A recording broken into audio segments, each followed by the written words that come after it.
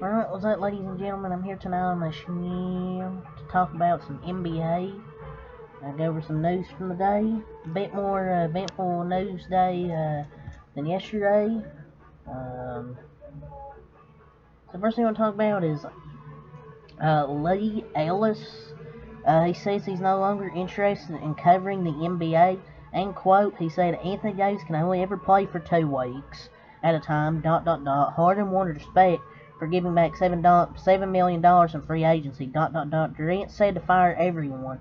These sorts of guys don't inspire me anymore. Per the Washington Post. And I believe he was on the starters at one point.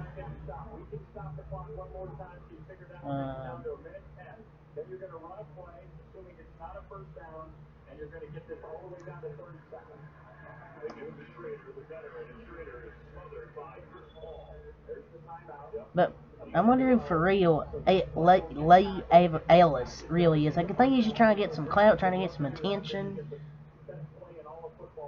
It seems like he just lost his love for the NBA. He used to be on the starters.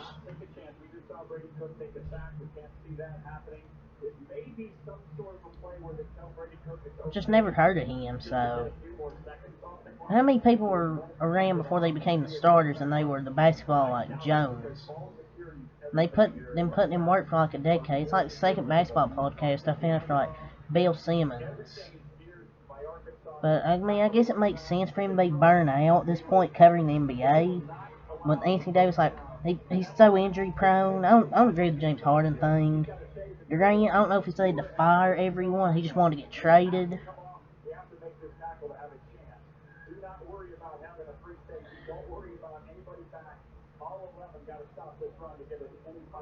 But oh well, we won't miss him not watching the NBA. A 46-year-old man, we're not miss a 46-year-old man watching 20-year-olds play basketball. But whatever. Charles Barkley rips NBA players and Adam Silver for not taking bigger stand against Kyrie. End quote. I was disappointed in the players for not standing up saying anything. You can't just get upset when something happens against the black community if you're black. End quote.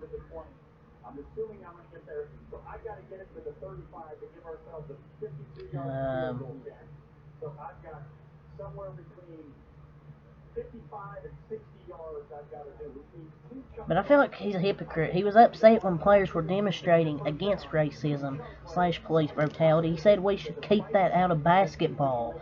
Now he's basically saying he wants to demonstrate against this. And he said it on like a podcast. Or something like 1156 onward, some type of video, you'll find it. It's titled like Charles Barkley and Why It's Not Surprising something or whatever. Just give it a rest. I don't know why race is part of everything. Like, I just don't know why race is part of everything.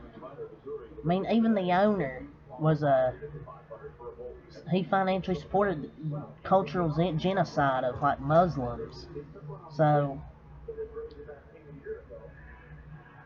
but the players never stand up for us. So why are they going to stand up for Kyrie Irving? So, just tired of everything being about race. Just tired of every single thing about basketball or whatever being about race. Anyways, report NBA paid shockingly low price of about $138K for streaming rights to Victor Wembanyama's games.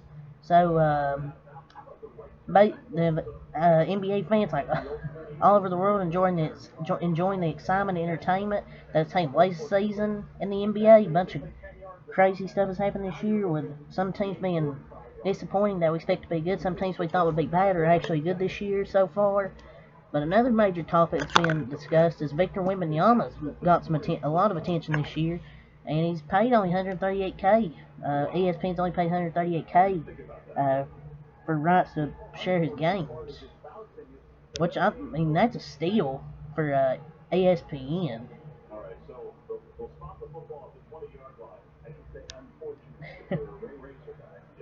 He's gonna be really good in the NBA. And I hope he's good because he has a lot of hype, and I hope he's really good. We'll just see what team he goes to.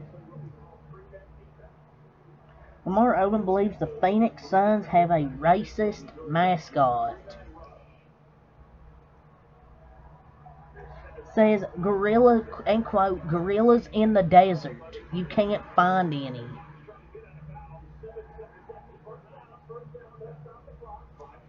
But I think this is just a stretch by Lamar Odom. But this is a stretch. But low key, like, why the hell do they have a gorilla when they're based out of Phoenix? Most of the mascots in the NBA don't like make sense. I swear. The Rockets have a bear. The Clippers have a turkey. No. Just crazy. Isn't even racist, man.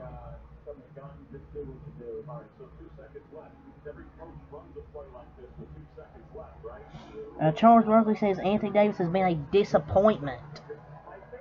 I mean, he was these last few years and part of this year until like the last 4 or 5 games. In my opinion, I thought he's been very good in these last few games. I mean, he did fall off. And I felt like he used to be like the best power forward in the league. I think Giannis is now, but Anthony Davis has definitely been good this year. So these last, basically last 4 or 5 games without LeBron James, he's having the most dominant stretch of basketball we've seen from him. And he literally just had 37, 21, 5, and 5.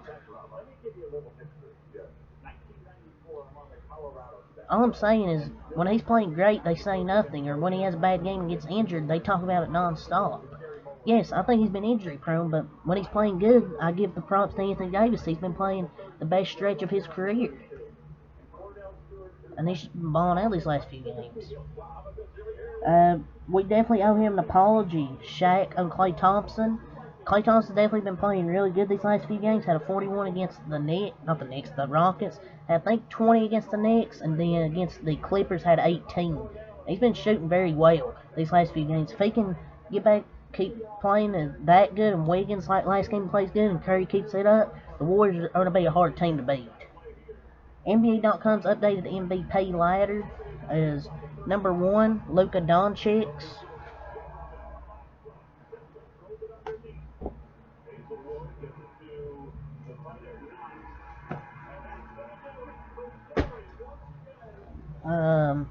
Number 2, Jason Tatum. Number 3, Nikola Jokic. Number 4, Giannis Antetokounmpo. 5, Stephen Curry. 6, Donovan Mitchell. 7, Devin Booker. 8, Anthony Davis. John Morant, or De'Aaron Fox at 9. John Morant at 10. I would personally put Jason Tatum at number 1 after that win against Luka Doncic at Celtics. I hope he's been the better player this year so far. Luka probably number 2. Steph Curry's definitely up there for sure. In fact, if his team starts winning, he'll definitely have an argument for that MVP spot. But yeah, just some news to talk about. That's all I'm saying. Until next time, my Peace.